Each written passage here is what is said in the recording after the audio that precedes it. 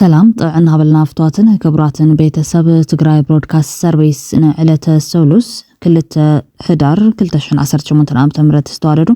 هدشتن انا ونزعواتات حزنا لكم قربنا لنا حبراو صانحتكم ساناك خان بمعدام ناب زرزراتهم كان سقاقركم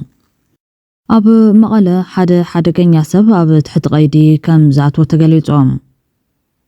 اب عفار زنبر عطوات حرا مريت كم زنسحبو بمقلاص مسحوحات ندردر شدشان طبطات روق يحملون بخالي وغن كاب فيدرال عفارن امحران اب حدا معلتي انصار دق تግራይ ማለት ውን حوحاتن عطوات حرا مريتن زقنعو 4 مقلاصታት ወጥዮም ደገፍት حوحات ዝኾኑ አክቲቪስታት በብልጽግና ብላዕሊ መራሕቲ መጥቃዕቲ ክፍጸም ይዝበልዎ ማልቲ አቃሊዑም ኣለዎም بوغن سمرت زلو اكتيفيستات بوغنهم بحوحات كسر يوم زوالو معكالات شم زرزر زرقحهم اللهم بخالي وغن حز تفتير زلو كم بيرنا بحادي غازوت حادي غاني مدحان تسفا كم زي دارقا ابوم برود بناصنة تقراي دكتور دجن مزقاو قاليت اللهم سالساي ويانا تقراي ابلعل تقراي زقبر زلو رعدنا يمفتار تقبار تطو كبل حاتيتوم ازو خوينات نمتراف كلو كرباربون تساوي الله بدرون استعجبت امدو كم استخايدة تحباباري نايت تبقسو ايرتراوي اول سعيد تزاربولون ازياتمون كالو تاقدستي معبالتاتن كنكافلوكمينا مس تقراي برودكاست سيرفيس تبزاوات الساعة تنحوم بقدامنت سلامي ورد ايفال حدنا قجت نزول لمنان مهللان ابا اكسوم سنطببኛታት ተጋደልቱን ተጸምቢሮም ወሎም በሰንበት ሰላም ንኮርድ በርባዕተ ማዝን ጸሎት ምህለላ ابا اكسوم ጽዮን ከም ዝተኻይደ ይፍለጥዮም እቲ አርባዕተ ማዝን ዝተኻይደ ጸሎት ምህለላ አክሱም ጽዮን ናሓደራ ንባዓት ህዝብኺ ናብ ፍቁር ወድኺ ኣብጽሕልና በዓይነ ምሕረቱ ክጥምተና ዕርቅን ሰናይን ክበዝሐልና ጸሎት ወለድን ህፃውንትን ስምዕ ዝብል ልመና ዝሓዘ ዕለት 30 ወርሒ ጥቅምቲ 2018 ዓም ተመረት ኣብ ርእሰ ኣድባራት ወገዳማት አክሱም ጽዮን ከም ዝተኻይደ እዩ ተገሊጾም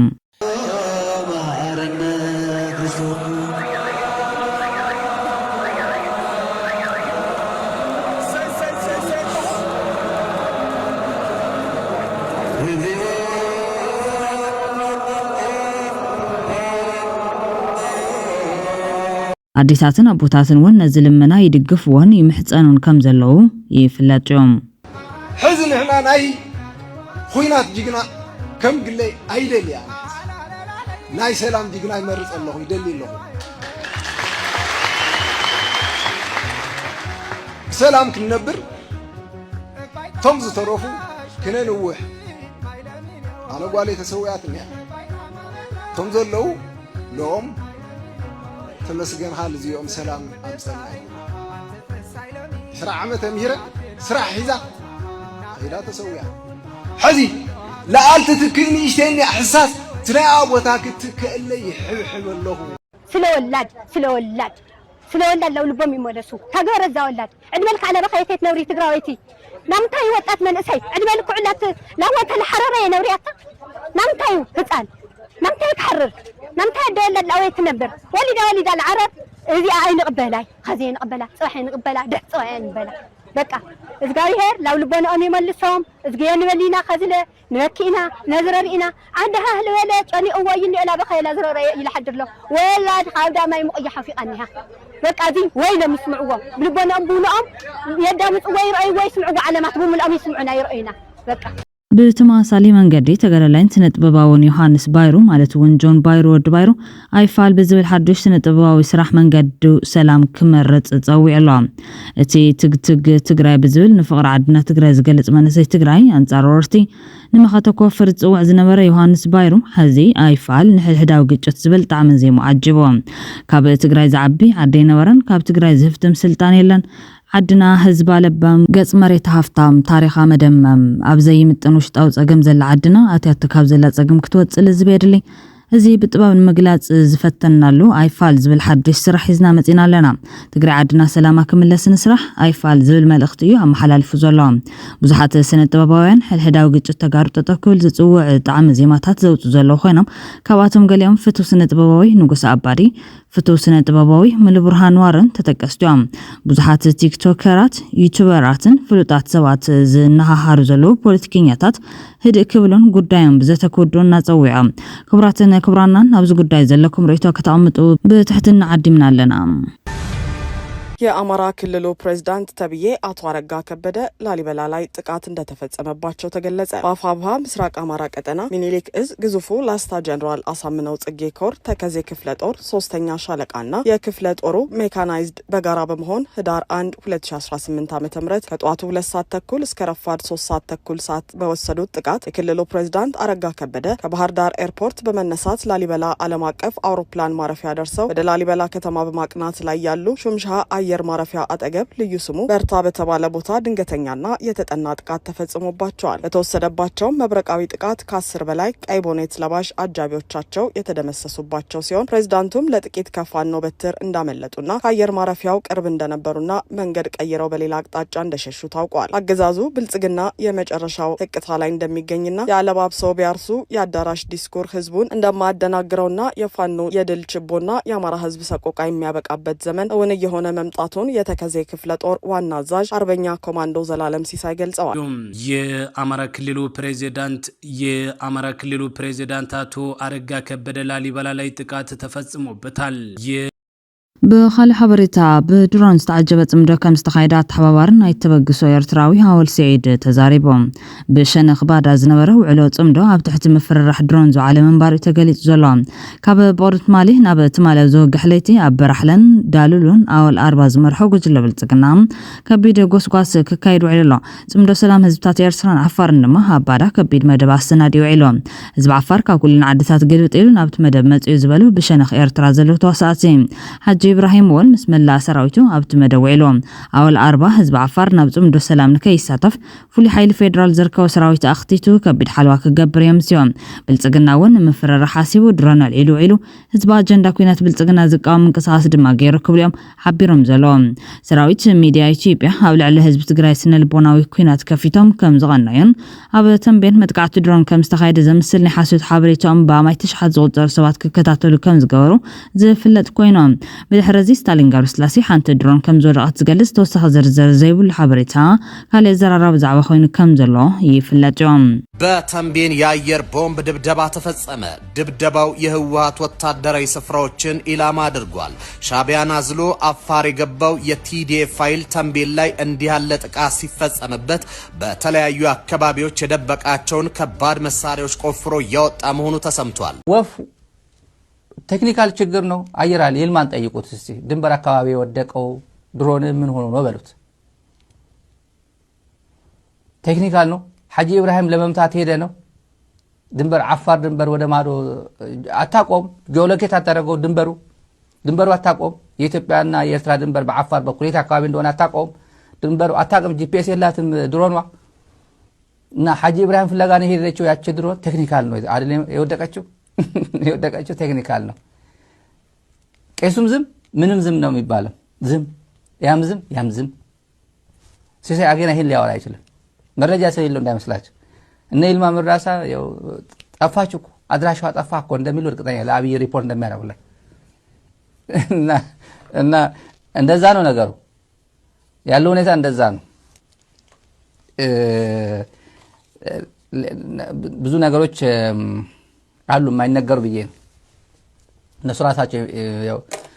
بدحر زيمبار تمدو عم تحتي درون صنع كلكلان كم استخايده اول سعيد ندبيت ميديا قلت زلام دبيت ميديا نتمدرخ بغط صافن ويو شفان هيو زلام فيلين አረደብኝ ምናምን ብሎ ኮምፕሌን ማድረጉ ባለ ፍየሉ ነው። የራሱ ጉዳይ ነው። ራስ ማውራት አለበት። ሌላ ለጠቅላላ ዕውቀት ነው የተናገርኩት መረጃ ነው። ሌላ ጊዜ ቢሆን አንድ ቀን ይተነተናል። አሁንም ያልኩት بخالي زينا أبو مغالة حدا جنيا سبب تحت غيد كم ذاته تجليزهم أبو كتما مغالة كباب رومانات V8 مكينة سريعة خيز حسب تطرطاري أبو تحت غيد علوم نتي تطرطاري لوخ بي كل واستسمع من جتات بهزب تقوما تحت غيد زروعي لكبل قالي تملهم وقانا إذا كاب سرق دحينا زلا مكينة كاب سالسك ساب سالسان شو 10 مليون برزق متكوينو نايمن مخانا جن يتفلت أنزلهم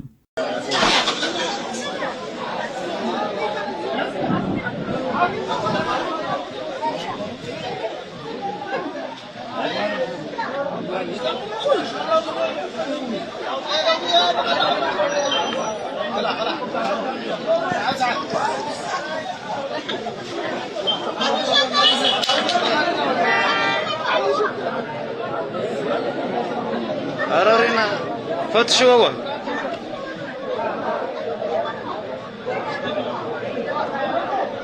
وايز تأمرنا زخنا ليه وايز إسكا ويلك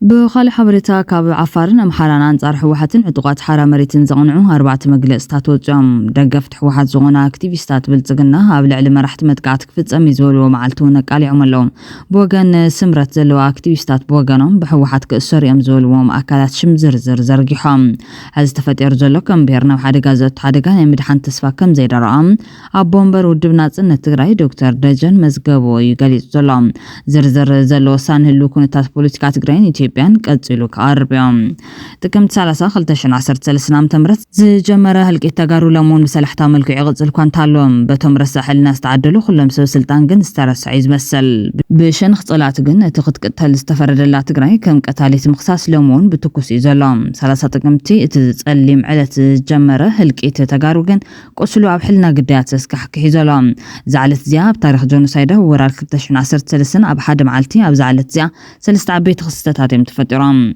قداماي كستات جفجاف مايكاد راس تجمر العلتيا تقمت 30 كموصيت دما صلاتنا تقمت 30 كساب حدار حدا لعل حدشن كلتميت النصان تغارج احجفهم يوم دحرزون كابليت حدار حدا كساب حدار 16 ابزلوم 15 معلتات لعل 17 اب تخوابي اب سرحه تحرشا زنبرو نصان تغارو بزيره الراهي تجفجفهم يوم كلاي شعبيان ختم حمورا بخبيد برات بمدبداب ناوكينات بعلست حوسل علتيا تقمت 30 سالساي شعبيات كم 30 ختم حموره مولو معلت كدبدب معلو بزحات وغناتنا تقتلهم كمون سنكيلوم يوم ابزعلت زيم تقم 30 ببزحي وقعتن موتاتن هوسبيتال كحسا برا ازيمل ينيرون كاب زي محر دبداب كبيد براتن مملا تغارون فلماوان نسدت غزوم رحرحم زوت علتونيا تقم 30 مولو سراويت ايثيوبيا مس حيل ايرو مولو سراويت ايرترا كلهم فولي حيلتاتن ملشتاتن كل ايثيوبيا 10 وتدرات هاجر الصوماليا قنبلاتات دروناتن إماراتن أب مريتن سماين تجراي معبل حوي زنبال ورحيم بغطري وحدن زتوسنا زمارة عدكيت راح زحزن 360 ديجرست خاب حزب تجراي ولا حدا سوكا زرف كساب زي مسل كاب زراقطيت كساب زعابي قنبلام 255 مدفعن 207 روكيتن نايتانكي قنبلان زفسلهم كاب درون كساب مي قنبلاتات زازنا بالو حدش وتدرات صلاسين حدا تجرالاي كم عسلا زعلق لغلو ورحينيرو نتجراي أب كل تسمون كوكوا صورتا على استبحاله كل عينات نايتشكان دبداب زتجبر الورح نيرهم بانصار ويو حد استبحاله حزب تجراي بحرانا جنفيلك سامو داتا كتحنا نزو سنلهم وحدات فولي حيل تجراي مسوسنات نبارات عقم وحدات ملشان بمخان حدا نبزحات زتحنا نقولو بفلايد ما توم تحت 10 حزقونو فولي حيل تجراي بوحدات نبارات تقالتن جنرالات نثمرحو مسدمم جغنت زفصملهم علم دقيم تجراي لان تتحسب تجراي جن ممانو كساب زغبد صلاتا دخيم نخالي ملك عقال سدباي زمعراريتلو ورحنيرو ورحي حدار تناي وفرع لا جغنتن عاوتن اسرا حدن سنه نمغله حرازوطه عاوتن سور مسراتو ناي ورح حدار مسدمم جغنتن سرحيتن يوم لو مجن بتغارو كل ترسيعلهم بولو او كلام فتغرا نغس يركاب بغمطالو جن بتوم جينوسايدرات ولا حنتي استرس انا غريلن مرايا ناي زدماتهم نحد حدم زقاچو زلو دق تغراي كاب عفار نمحرن انصار حوحاتن عطوقات حرا مريتن زغنو 4 مجلسات اب حنتي معلتي وصيوم علوم بمسرت زدما بجونوسايد او كنات تግራይ ዝተሳተፉ ዕጡቃት ፋኖ ነቲ ብተጋሩ ዝቆመ ስምረት መጠንቀት ሃይቦመሎም ብሰበብ ዝድማ ተጋሩ ክቅተሉ ምዃኖም እዮም ካብ ትግራይ ተፈንጭል ዝወፀ መበል 12 እዝ ብምዃን ምስ ብልጽግና ኮይኑ ይወገና ኣሎ ክብል ዝተዛረቦ ገና መቅተልቲ ተጋሩ ዝቅፅል ምዃኑ ዘመልክትዮም ተጋሩ ኣብ ዓዶም ንዓዶም ትግራዋይ ካብ ጽንተት ንምድሓን ሃገር ንምግባር ዝነበረ ሕልሚ በኒኑ ንሕድሕዶም ዝጋጨው ኮይኖም ብጸላቶም ዳግም ክቅተሉ ምዃኖም እዩ ዝመደረ ዘመልክት ዘሎም አገዛዛሁ በእንደዚህ አብዛኛው አማራ በሚኖርባቸው 12 አሰልፏል ብልጽግና 11 ዛለው ስምረት የሚባል ከትግራይ አፈንግጦ የመጣ አንድ አብሮ አለ 12 ነው እየተተራመሰ ያለ ብተማሳሊ መንገዲ ምስ ኤርትራን ኢትዮጵያን ኮይኑ አንጻር ትግራይ ዝወግኡ ዝነበሩ ግን ሰውራዊ ሃገራዊ ሓድነት ዓፋር ነቶም ኣብ ዓፋር ዘለው ተጋሩ ክቐትል ምዃኑ ይገልጽ ዘሎ ምሕዳር ኣውል ኣርባን ስርዓት ብልጽግናን ንክልል ዓፋር ከም መጣልዕን ዓውደ ውግእን ንምግባር ዘካይዶ ዘለው ተግባር በዋም ነቶም ኣብ ዓፋር ዘለው ተጋሩ እውን ከም ዘርክበሎም ይገልጽ ዘሎ እዚ አንጻር እቶም ናብ ዓፋር ዝኸዱ ዕጡቃት ዘቕንዐ ካብ ዓፋርን ኣምሓራን አንጻር ተጋሩ ዝወፀ መጠንቀሳዩ ብተማሳሊ መንገዲ ካብ ዓፋር አንጻር ተኣመቀለ ዘሎ መሪሕነት ዘቕንዐ ክልልና ዓውደ ክርፍስ ክኸውን ኣይንፈቅድን ተቃውሞ ከም ዘስምዑ ይፍለጥ እዮም ክልልና ዓውደ ክርፍስ ክኸውን ኣይንፈቅድን ዝብል ተቃውሞ ከስምዑ ምጽንሖም ይፍለጥ እዮም ብወገን ትግራይ ዘለው አክቲቪስታት መንግስቲ ኢትዮጵያ መሬት ክልል ዓፋርን ኣምሓራን ተጠቂሙ ኣብ ልዕሊ ትግራይን ኤርትራን ከካይድ ወጢኖን ዘሎ ደማዊ ኩናት ብምቋም 10,000 ኢትዮጵያውያን ተወለድቲ ክልል ዓፋር ሰፊሕ ተቃውሞ ከም ዘልዓሉ ክገልጹ እኳ እንተተራእዮም ሰበስልጣን ዓፋር ግን ንሕወሓት ኢና ዝብል ምላሽ እዮም ሂቦም ዘለዎም ወራሪ ሕወሓት ካብ መሬትና ይውፃ ህዝቢ ክልል ዓፋር ላላውነቱ ጥሒሱ ናብ መሬቱ ዝኣተወ ወራሪ ሕወሓት ብቁልጡፍ ካብ ግዛቱ ክወፅእ ብምጥላብ ሎሚ ሰፊሕ ሰላማዊ ሰልፊ ተቃውሞ አካይዶም ክብልዮም እቶም ሰበስልጣን ገሊጾም ዘለዎም በመጋለ ወረዳ በዛሬው ዕለት ሰልፍ እንደተካሄደ ሰምተናልና ዋናው የሰልፉ ምክንያት ምንድነው? ሰልፉ የህዝባዊ የሆነ ሰልፍ ነው። መንግስት የሚያስተባበር ሳይሆን ህዝቡ በቅርብ ጊዜ ተከሰቶ የነበረው የመጋለ ወረዳ ቶንሳ ቀበሌ የሚባል አካባቢ 6 መንደሮችን ትይዞ እንደነበረ ይታወቃል። ማን ያዘው? ቲቢኤልኤፍ ወይም ቲዲኤፍ የሚባለው ኃይል ከዚህ በፊት ገልጸናል።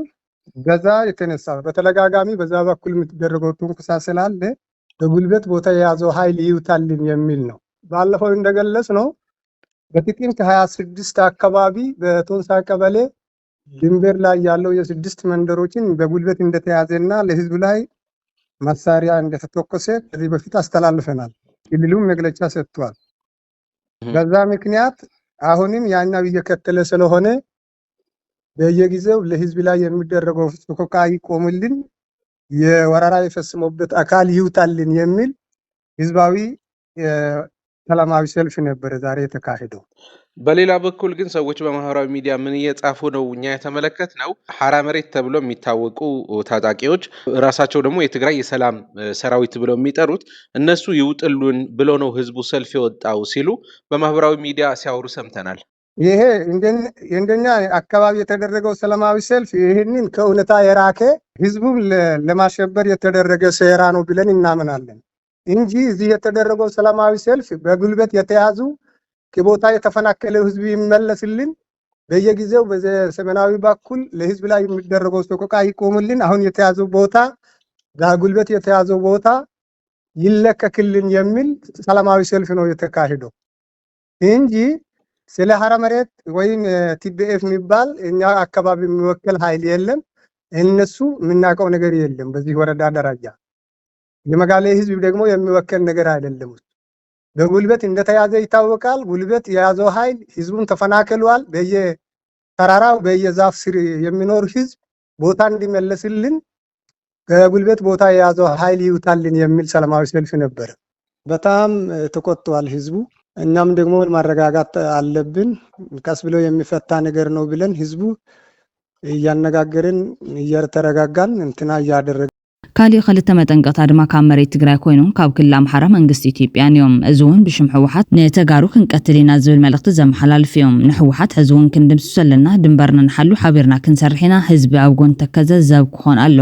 ንሕና እውን ኣብ ጎንኹም ኢና ዝመፅእ ጸላኢ ሓቢርና ክንምክት ኣለና ክብል ኮርኔል ጥላሁን ናማጋ ኣዛዚ ክፍለ ሰራዊት ሰንሰለስተን ካብ መንግስቲ ኢትዮጵያ ተሓኒሎም ማህበረሰቡ ይሄንን ክፉ በጀርባችን ያለ አሁንም እኛ ሊወጋ የሚዘጋጅ አሁንም በየቦታው የተዘጋጀ ህወሓት ጽንፈኛ ባንዳ ሀገር የካዳ ከሃዲ የመጨረሻ ጥፋቱን አሁንም በሀገር ላይ የሰነዘረ መሆኑን አውቀን ማንም ሰው ይህንን ክፉ ጠላት ከውጭ ተደራጅቶ የሚመጣው ባንዳ አስከትሎ የሚመጣው ባንዳ ሁሉም ዘብ በመሆን የጸጥታው ኃይል ይሄን ማወቅ አለበት። በተለይ የተከዜ ዘብ ጸጥታ ኃይላችን ሁልጊዜ ከሰራዊቱ ጋር በመሆን የፖሊስ ኃይላችን ፌደራል ፖሊስ አጠቃላይ ይሄንን ነገር እውነታውን ተገንዝበን ተገንዝበን ሙሉ በሙሉ ይህን ኃይል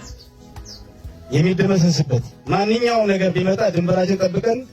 በድንበር የሚከሱት ነገሮች እኛን ሀገራችን ለመጠበቅ መተሳሰር አለብን። እሺ የማይካድራውን ሪፖርት አንብቤው ነበር። የእናንተ መስሪያ ቤት ያወጣው እጅግ በጣም አሳዛኝ ነው። ብዙ ልብ የሚነኩ ነገሮች አሉት።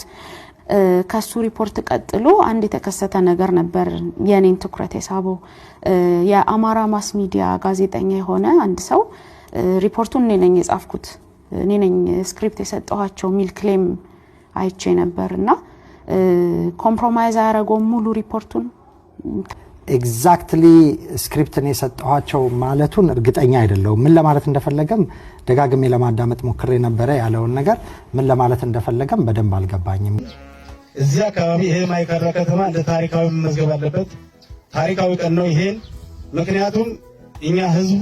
ህዝብን እንዲጨፈጭፍ አንፈልግም። በጅምላ ነው የጨፈጨፈው። ይሄ ህዝብ ሲጨፈጭፍ ማንም በዚህ ልክ የገመተው አልነበረም። ባዘጋጀው ወጥመድ ራሱ ባዘጋጀው ፖሊስ በህዝቡ ላይ ያደረገው በደል 5ኛው ዓመት በእንዲሁ መልክ እያከበርን ነው። ይሄን በደል ኢትዮጵያ ውስጥ የሚረሳ አይደለም። ልክ የሰሜን እዝ የጨፈጨፈው አይነት ነው። አንረሳውም፣ የሚረሳውም አይደለም። እዚህ አካባቢ ህዝብ ለህዝብ የሚኖርበት ማህበረሰብ ማንም የሚኖርበት ከተማ ነውና ባልጠበቀው ሁኔታ በተነጠቡ ወይም ቀድሞ በተዘጋጁ ቤቶች ነው ጥቃት የደረሱ። ስለዚህ ይህ ህዝብ ሁልጊዜ አሁን የተጨፈጨፈው ወይም አካል ጉዳት የሆነ ህዝብ ምን ጊዜ የምንዘክረው ይሆናል። ይሄ በየ5 ዓመቱ 5 ዓመት ሞቷል። በየዓመቱ የሚዘከር ይሆናል። የሚረሳ አይደለም። ጸጥታችን እንጠብቃለን። ሁልጊዜ ከጎናችሁ ነን። እኛም ህብረተሰባችን ከጀርባ ወይም የደጀን አድርገን ሰራዊቱ ምን ጊዜም ከጸጥታው ኃይል ጋር አብሮ ይሰራል። አብረን እንስራ። ሰላም ብተመሳሳሊ መንገዲ ምዕራብ ትግራይ ናብ ኣምሓራን ንምውሳድ ብዙሕ ሰብ ጨፍጨፈ ኮርኔል ደመቀ ዘውዱ ኣብዛው ምዕራብ ትግራይ ዘሎ ወታደራዊ ሓይሊ ብዘይ ዝኾነ ይኹን ተወሳኺ ሓገዝ ፀላእ ጥቂዑ ናይ ምስዓር ብቕዓት ወኒ ንምህላው ገሊጹ ኣሎ። ሓቂ ሒዝና ሕጊ ተኸቲልና ኩለንትናዊ ሓበራዊ ዕቤትን ምርግጋዕን ብሓባር ናይ ምንባር ድሌትን ኣለና ዝበለ ኮርኔል ደመቀ ዘውዱ ካብ ዝወፃኢ ብሓይልን ጉልበትን ዝወጠንዎ ዕላማ ንምዕዋት ዝንቀሳቐሱ ኣካላት እንተልዮም ግን እቲ ኣብ ወልቃይት ዘሎ ሓይሊ ልዕሊ ዝኾነ ይኹን እዋን ኣብ ዝለዓለ ቁመና ኮይኑ ክፅበዮም ግብረ መልሲ ክህቦም ምዃኑን እዩ ኣጠንቂቑ ዝርከብ ብምባል ተጋሩ ከቐትል ምዃኑ ገሊጹ ዘሎ። እቲ ኣብ ምዕራብ ትግራይ ዘሎ ናይ ፀጥታ ሓይሊ ብፕሮፓጋንዳ ሕወሓት ይኹን ብቁንጣሮ ናይ ገንዘብ ጥቕሚ ንህዝቢ ኣምሓራ ዝሸይጥ ሓይሊ ኣይኮነን ዝበለት ወኪል ኣምሓራ ኮይኑ ዘሎ ኮርኔል ደመቀ ወታደራዊ ሓይሊ ህዝባዊ ሓይሊ ምዃኑ ድሕሪ ምጥቃስ ንኹሉ እንትተታት ኣብ ዝለዓለ ምድላው ኮይኑ ይፅበ ምህላው ዘረጋግፅ። ሕወሓት ድሕሪ ኣብ ክልል ዓፋር ዝገበሮ ስግረ ደባዊ መጥቃዕቲ ኣብ ዞባ ወልቃይት እውን ተመሳሳሊ ወታደራዊ ስጉምቲ ክፍፅም ከም ዝኾነ ንምግማቱ ዘፀግም ኣይኮነን ዝበለ ኮርኔል ደመቀ ኣባላት ፋኖ ኢና እናበሉ ንውድብ ሕወሓት ዝተሸጡ ተወለድቲ ኣምሓራ ምህላዎም ድሕሪ ምክሳሶም እቲ ኣብ ወልቃይት ዘሎ ሓይሊ ናይ ህዝቢ ኣምሓራ ናይ ፀጥታ ሓላፍነት ዝተሸከመ ሓይሊ ክሳብ ዝኾነ ግን መሰለ ርእሰ ውሳነ ህዝብታት ንምርግጋፅ ክሳብ መወዳእታ ቃልሱ ክሕየል ምዃኑ ዝገልጽ። እዚ ኩሉ ብ4 መኣዝን ዝረአ ዘሎ ተጋሩ ንሕድሕዶም ተሳሒቦም ብዝፈጠርዎ ንቓዕ ንዖም ክውድእ ዘኽእል ሓደገኛ መንገዲ ዝዓግዝ ዝኾነ ኣካል ከም ዘየለዩ ባዕሎም መራሕቲ ትግራይ ዝገልጹ ዘለዎም። ኣቦ እምበር ሕወሓት መንግስቲ ፌደራል ኣብ ኣተገባብራ ስምዕ ፕሪቶርያ ብዝምልከት ብሽምግልና ዝካየድ ዝርብ ዓጊቱ ክብል ከሲሱ ከም ዘሎ ይፍለጥ። ኣቦ እምበር ሕወሓት ዶክተር ደብረጽዮን ገብረሚካኤል መንግስቲ ፌደራል ኣብ ኣተገባብራ ስምዕ ፕሪቶርያ ብሽምግልና ዝካየድ ምምኽኻር እቶም መንገኛታትን ንሕናን ማለት እውን ሕወሓት ተራኺብና ብዛዕባ ኣተገባብራት ስምዕ ክንዛተን ደሊ ዝበል ደብረጽዮን ሕወሓት ብተደጋጋሚ ሕቶታት ከም قربتن እቶም አሸማገልቲ እኹል ዘቕጥ ምግባር ከም ዝኣበዩን ይሓቢሮም። ፍሉይ ልኡኽ ኣሜሪካ ብቀርና ኣፍሪካ ማይክ ሃመር ቅድሚ ሕዚ ንትግባር ክደፍእ እኳ እንተፀንሐ ሃመር ካብ ዝወፀ ተካይ ካብ ዘይብሉ ንጹር ክፍተት ተራእይ ክብል ኣመላኺቱሎም። እዚ ማለት ዝኾነ ኩናት ምስ ዝውላዕ መኒኻ ዝብል ዘየለ ምዃኑ ዘመልክትዮም። ተጻባት ፖለቲከኛታትን ትግራይ እውን ኣብ ምትላኽዮም ዘለዎም ብዙ ኩነታት ዝሰጎ ነበርቲ ከተማ መቐለ ድማ ኣእምሮና ዘይንቑሕ ክኸውን እንከሎ እዚ ዘለና የወርሕን ዓመት ምህረትን ጥቅምቲ ወይ ሕዳር 2013 ዓመተ ምህረት ይመስለና ኣሎ። ብርግጽ ከተማ መቐለ ከምኡያ መስላ ዘላ ጎድናታት መቐለ ስሑብ ሰብ እዩ ዝንቀሳቐስ ዘሎ። ገሊኡ ድማ ተደፊኡ ጌም ይፃወት፣ ገሊኡ ድማ ስኽን ኢሉ ይትክዝ። ብዝኾነ እዚ እዩ ዘይንቑሕ ክፋል ኣእምሮና እቲ ናይ ቅድሚ 5 ዓመት ዝነበሩ ኩነታት መዝጊቡ ይሕዝዎ ዘሎ ቀንዲ ስራሕ ዘይንቁሕ ኣእምሮ ድማ ሕማቕ ይኹን ጽቡቕ ኣጋጣሚታትን ልምድታትን መዝጊቡ ዝሓዘ ምዃኑ እዮም እዚ ድማ ብኻልእ ባህላ ኣብ ንቁሕ ኣእምሮ ዝተፈጠረ ሕማቕ ይኹን ጽቡቕ ልምድን ተዘክሮን ናብ ዘይንቁሕ ኣእምሮና ብምስራጽ ልምዲ ወይ ድማ ተዘክሮ ይኸውን ንኣብነት ኣብዛ ወቕቲ እዚኣ ሓዘን ዘጋጠሞ ሰብ እዛ ወቕቲ ብዝመፀት ቁጥሪ ሓዘን እዩ ዝስምዖ ተሓጓሱ እንተነይሩ እውን ከምኡ ኣእምሮና ብንቕሓት ክሓስብ ክሰላስል እንተጌርናዮ ግና እዚ ዓወት እዚ 2013 ዓ.ም ከም ዘይኮነ ንፈልጥ እቲ ቁሙጥ ኣብ ኣእምሮና ሰሪጡ ዘሎ ዛንታ ግና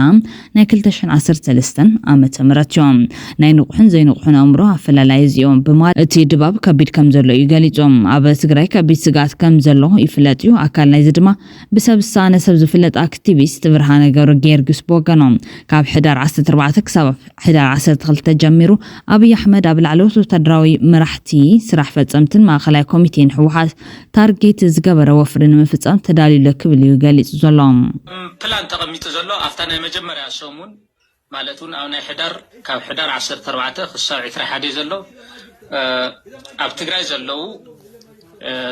በዋናነት ላዕለዎት ኣመራርሓ ወታደራዊ ኣመራርሓ ማለት እዩ ታርጌት ክግበረሉ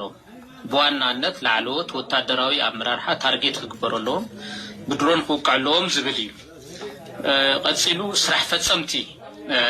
ታርጌት ዝግበሩ ተነፂሮም ኣለዉ ማለት እዩ ካብኡ ድማ ማእኸላይ ኮሚቴ እውን ሓደ ኣለዎ ዝብል እዩ በተሓደሽነኽ ዘለው አክቲቪስታት ብወገኖም ትእዛዝ ወፂሎም ኣብ ደረጃ ሓደ ዝተመደቡ ገበነኛታት ተባሂሎም ቅድብ ሰዓብ ኣስማቶም ዝተጸርሑ ትግራወት ቀዳማይ ዳንኤል ብርሃነ በዓል ሞያ ሕግን መንቅሕን ካልኣይ ነጋ ዘርኡ ጋዜጠኛ ሳልሳይ ኣማኑኤል መረሳ ወዲ መረሳ ተንታን ፖለቲካ ራብዓይ ዘርኣይ ሃይለማርያም ጋዜጠኛ ሓምሻይ ዮሴፍ ሃይለማርያም መንቅሒ ሻልሻይ ዶክተር ደጀን መዝገበ ውድብ ናጽነት ትግራይ ሻውዓይ ኣድሓኖም ሰርጸ ጋዜጠኛ ሻምናይ አቤል ጽጋቡ ጋዜጠኛ በርሀ ደስታ መንቅሒ ነጋሲ ካልአዩ ጋዜጠኛ ዓለም ሰገድ አረጋይ ውድብ ናጽነት ትግራይ ዓምዶም ገብረስላሴ ዓረና ዲሞክራሲያዊ ፓርቲ ንጉስ አረፈ ሳልሳይ ወያነ ትግራይ አሉላ ኃይሉ ሳልሳይ ወያነ ትግራይ አፍቶም ኃይለ ጋዜጠኛ ሄለን ኪሮስ ጋዜጠኛ ቢንያም ግርማይ መንቅሒ አቤል ጉዑሽ ጋዜጠኛ ሀያሉ ጎዲፋይ ሳልሳይ ወያነ ትግራይ መበል ዒስራ የማነ ካሳ መምህር ዩኒቨርሲቲ መቐለ መበል 21 ገብረ ኢየሱስ ተኽሉ ዶክተር መበል 22 ተስፋይ ሃፍቱ ጋዜጠኛ መበል 33 ዮሐንስ ብርሃነ ጋዜጠኛ ዝብል ዝርዝር ብምቕማጥ ጠቕላላ ካብ ደረጃ 1 ክሳብ ደረጃ 3 ትእዛዝ ዝመጸሎም በዝሒ ትግራዋይን 118 እዩ ኢሎም ኣለዎም እቶም ብኩሉ ሸነኽ ክንቀትለኩም ኢና ዝበሃል ዘሎ ተጋሩ ቀዲሞም ንሕድሕዶም ይካሰሱን ይጋጨውን ኣለዎም ነዚ ዓገብ ዝብሉ ፖለቲካዊ ውድባት ድማ መፍትሒ እናቐመጥዮም ብመሰረት እዚ ድማ ሳልሳይ ወያነ ትግራይ ኣብ ልዕሊ ትግራይ ዝግበር ዘሎ ራዕዲ ናይ ምፍጣር ተግባር ጠጠው ክብል ሓቲቱሎም ዝኹናትን ምትራፍ ኩሉ ክረባረብ ፀዊዕሎም መግለጺ ሳልሳይ ወያነ ትግራይ ከም ዘመላኽቶም ድበና ኩናት ክዘንብ ነጎድጎድ ኣብ ዘስምዐሉ ጽልግልታ ንርከብ ንኹናት ምኽንያታዊ ዝገብር ወፍርን ነፍሕን መጥፊ ዓድን ብሄርን ከም ዝኾነ ርዱ እዮም ኣብ ሰላማዊ ቃልሲ ዓወታት ከም ዘይኮኑ ዝፈልጡ ሓይልታት ጥፋት ዝሓዝዎ መንገዲ ቁማር ኩናት ህዝብ ዘጥፍእ ካብ ምዃን ዓዲ ዘይውዕል ስለ ዝኾነ እዚ ኩናት ንምትራፍ ኩሉ ክረባረብ ይግባእ ንብል ዝበለ ኮይኖም በሲቪላውያን ወታደራዊ መራሕቲ ኢትዮጵያ ብሽም ዓብይ ዓሰብ ይግበር ዘሎ ነፍሒ ሓደ መርኣያቲ ኣብ ልዕሊ ዝጠቐስናዮ ምዕባለ ኮይኑ ኣብ ልዕሊ ትግራይ ዝግበር ራዕዲ ናይ ምፍጣር ስራሕቲ ብቁልጡፍ ዶ ክብል ድማ ሳልሳይ ወያነ ትግራይ ፀዊዕሎም ትግራይና ኣትያቶ ካብ ዘላ ሓደጋ ንምውፃን ጥንኩርን ብሄራውን መንግስቲ ሓድነትን ምምስራት ብሕታዊ መዋፅኦን ግድን እኳ እንተኾነ ምንተ ጉጅላዊ ረብሖ ንትግራይ ኣብ ዝበታትን ጉዕዞ ቁልቁለት ዝርከብ ጉጅለ ሕወሓት እዚ ክኸውን ኣይንፈቅድን ክብል እውን ወቂሱሎም ትግራይ ኩናት ትደልን ዛዕባ ግዛታዊ ሓድነት ትግራይ ዝተፈናቐለው ወገናትናን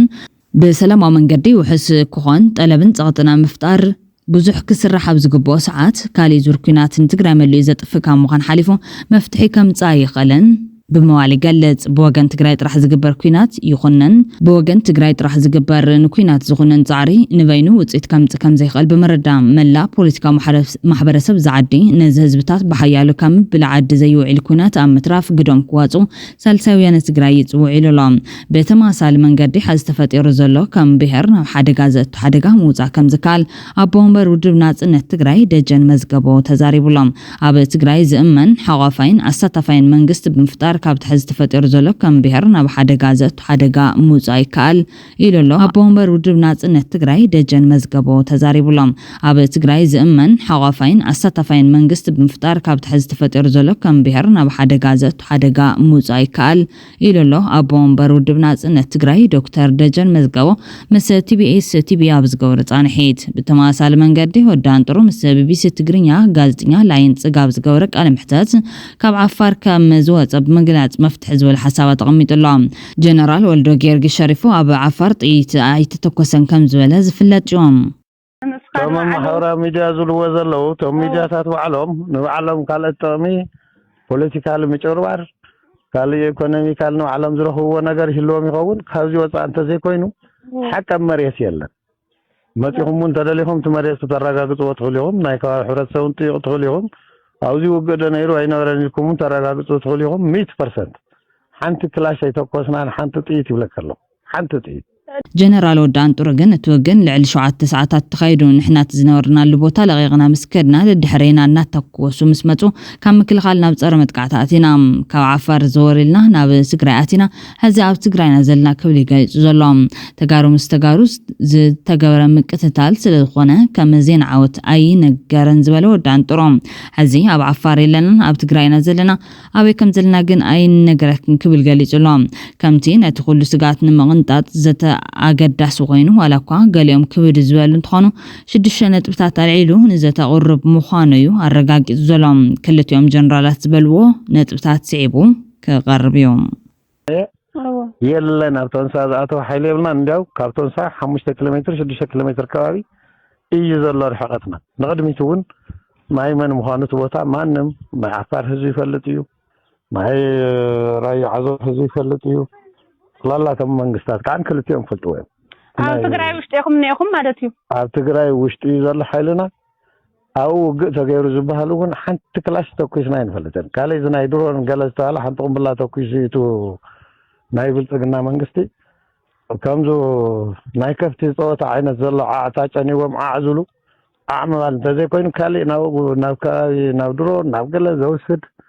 ወይ ካልእ ነገር ንምፍሓር እንተዘይኮይኑ ኮነ ኢሎም ተምናትና ፖለቲከኛታት ሕማቅ ሰባት ብዛዕባ ትግራይ ሰላም ክህሉ ዘይደልዩ ንኸውዶም ዝሓድሩ ግዙኣት ካብ ላዕሊ ክሳብ ታሕቲ ዝነበሩ ሕማቅ ሰባት ዝገብርዎ ዘለው ምስ ፌደራል ይኹን ምስ ካልእ ይኹን እናተስማዕምዑ ሰርሕዎ ስራሕ እዩ ጭራሽና ከምኡ ዓይነት ነገር የለን ከምዚ ፈርሲ ዝጨነዋ ከፍታ ዓዕታ ዓይነት እቲ ናይ ፌደራል ካልእ ነገር የብሉን ትግራይ ኣብ ከቢድ ውግእ ነይሩ ትፈፅዮ ሓደ ትግራይ ኩሉ ህዝቢ ዝኣምነሉ ብሄራዊ ባይቶ ወይ መንግስቲ ከምስረቶ ሕዚ መንግስቲ የለን ብጦር ኣበጋዝ ትምራሕ ዘላ ዓዲ ስለዝኾንስ መንግስቲ የብላን መንግስቲ ሃለወና ካልኣይቲ ህዝቢ ትግራይ ናይ ባዕሉ ሰራዊት ነይሩ እዩ TDF ዝበሃል ወርቂ ዝኾነ ሰራዊት ነይሩ ዝወርቂ ዝኾነ ሰራዊት TPLF ሓሽከር ክኸውን ገይሮም ኣለው እዚ ባክ ተመሊሱ ሪፎርም ተገይሩ ናብ ህዝብን ናብ መንግስትን ክምራሕ ኣሎ ሳልሰይቲ ብሹም ካብ ኮር ንላዕሊ ኣብ ህዝቢ ትግራይ ከቢድ ንሕወሓት ደገፍካ እንተባሂሉ ኣብ ህዝቢ ትግራይ ከቢድ ገበን ተፈጢሩ እዩ ህይወት ጠፊኡ ኣሎ ኣካል ጎዲሉ ኣሎ ንብረት ወዲሙ ኣሎ ሰብ ተሰዲዱ ኣሎ ናይ ሰብ ናብራ ተጎሳቂሉ ኣሎ እዚ ድማ ብሰንኪ እቶም ካብ ኮር ንላዕሊ ገበረይ ዝበፅሐ ኺሳራ ተጠያቂ ክህልዎ ኣሎ ናብ ፍርዲ ክቐርብ ኣሎ ካልእ ዕሎ ኣሎ ኣብ ትግራይ ዘሎ ህውከት ስርቂ ናይ ማዕድን ብርቦራ ሸፈጥ ህዝቢ ገወጥ ዘሎ ነገር ጠጠው ክብል ኣሎ ኩሉ ኣብ ትግራይ ዘሎ ወንዝታት ብኣግባቡ ፈቲሕካ ናብ ልምዓት ክንምለስ ኣለና ካልእ ስዱዳት ተፈናቐልቲ ኣለውና ሂወት ኣሎ ብዝቢ ይብልዑ ኣሎ ኣብ ሱዳን ዘሎ ሓይልና ኣብ ሕማቅ ቦታታት እዩ ዘሎ ስለዚ ሓደ ህዝቡን ብካድረታት መፃወት ካድረታት ክኸውን የብሉን እዚኦም ክምለሱ ኣሎ ወዓል ሕደር ሕወሓት ደላ ገለ ደሎ ክበሃል የብሉን ማንም ዝሃለወ ይሃሉ ማንም ዝገበረ ይግበር ንሕማራ ክምለስ ኣሎ ውሕስናው ክረጋገፅ ኣሎ ላዕላዊ መሬትና ክምለስ ኣሎ ላዕላዊ መሬት ኢልካ ብሓይሊ ብቅልፅምና ኢልካ ይምለስ ብብስርያ ዝበሃል ውዕል ኣለና ተራዲና ዲፕሎማሲና ማዕሪና ባህሪና ማዕራሪና ትግራይ ባክ መሊስና ክንዕርያ ኣለና